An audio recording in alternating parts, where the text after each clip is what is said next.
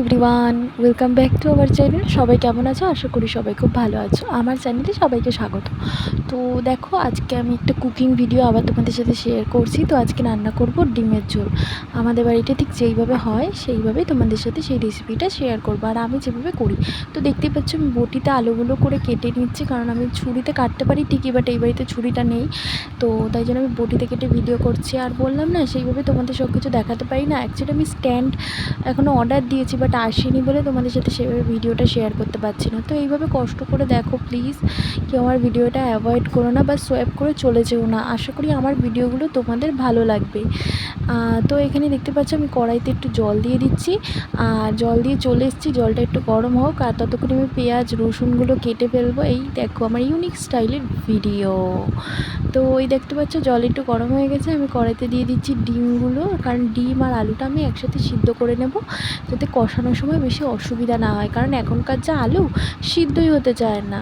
তো তাই জন্য আমি একসাথে দিয়ে দেবো। আর আমরা যেহেতু আজকে 3জন মানুষ খাবো, তো 3-6টা দেখতেই পাচ্ছ। আর আলুগুলো আমি দিয়ে দিচ্ছি ছোটো ছোটো করে কেটে, কারণ এই বাড়িতে বেশি বড় আলু দেখলে সবাই কীরকম একটা করে, বাবা এত বড় আলু। অথচ আমার বাপের বাড়িতে কিন্তু আবার একটু বড় করেই আলুগুলো কাটা হয়। তো যাই হোক, যেখানে যেইভাবে রান্নার ইসে, তো সবার বাড়িতে তো সমানভাবে রান্না হয় না। তো দেখতেই পাচ্ছ আমি ধীরে ধীরে আলুগুলো দিয়ে দিচ্ছি, কারণ জলটা হালকা গরম হয়ে গেছে, আর আমার গরম জিনিস হেবি ভয় লাগে, বলে লাভ নেই। তো দেখতে পাচ্ছ আমি একটু নাড়িয়ে দিলাম জিনিসটা। এবার এটা সিদ্ধ হতে থাকুক, আমি ঢেকে দেবো, আর মানে হাইটটা একটু বাড়িয়ে দেবো। তো দেখতেই পাচ্ছ আমার ডিম সিদ্ধ হয়ে গেছে। কড়াইতে দিয়ে দিয়েছি তেল, তেলের মধ্যে দিয়ে দিলাম হালকা একটু নুন। এই টিপসটা আমার ননদের বলেছিল, গরম তেলে হালকা একটু নুন দিয়ে ডিমগুলো ছাড়লে ডিমগুলো অতগুলো ফাটে না বা তেলটাও ছেটে না। তো আমি আলুগুলো যেহেতু দিয়ে দিচ্ছি ভাজতে, আলুগুলো সিদ্ধ হয়ে গেছে, হালকা করে ভেজে নেব। আর ডিমগুলো আমার ছাড়ানো হয়নি, তাই জন্য আমি আগে আলুগুলোই ভেজে নিচ্ছি। আলুগুলো ভেজে আমি একটু তুলে নেব।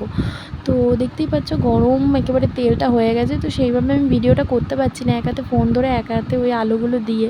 তো প্লিজ কারণ ভিডিও দেখতে অসুবিধা যাতে না হয় একটু দেখো, আর সবাই আমার পাশে থেকো গাইজ। তোমরা যেভাবে আমার পাশে থাকছো এটাই আমার জন্য অনেক। তো দেখতেই পাচ্ছ আমি আলুগুলো ভেজে নিচ্ছি, একটু লালচে লালচে করে ভেজে নেবো। আলুগুলো কিন্তু সিদ্ধই হয়ে গেছে প্রায়। তো আলুগুলো দেখছো ভাজা হয়ে গেছে, লাল লাল করে ভেজে নিয়েছি। তো দেখতে পাচ্ছ আমি তুলে নিচ্ছি আলুগুলো আস্তে আস্তে করে।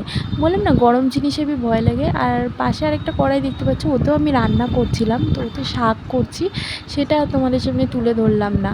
পরে কোনো এক সময় এই শাকের রেসিপি তোমাদের সাথে শেয়ার করব। লাল শাক, আর বলো না লাল শাকের যা কালার, সিদ্ধ করলেই সেই লাল কালার বেরিয়ে যায়। মানে কে বলবে লাল শাক না সবুজ শাক, ভগবান জানে। এইসব শাক খেলে মানুষের কেন শরীর খারাপ হবে না বলো? তো দেখতেই পাচ্ছ আমার আলুগুলো ভাজা হয়ে গেছে, এবার আমি ডিমগুলো দিয়ে দিলাম। তো যেটা বলছিলাম, শাকগুলো না মানে খুবই বাজে, মানে যেখান দিয়ে কেন এখন বেশিরভাগ লাল শাকেই না রং করা থাকে, বলে লাভ নেই। তো দেখতেই পাচ্ছ আমি ডিমগুলো ভেজে নিচ্ছি। আমার বর আবার ঝোলের ডিম খাবেন না বলে গেছে, তাই ওর জন্য ডিমটা ভেজে তুলে রাখবো বলেছিল। সিদ্ধ ডিম, তো সিদ্ধ ডিম একেবারে ভালো লাগে না, তাই একটু ভেজে রাখছি।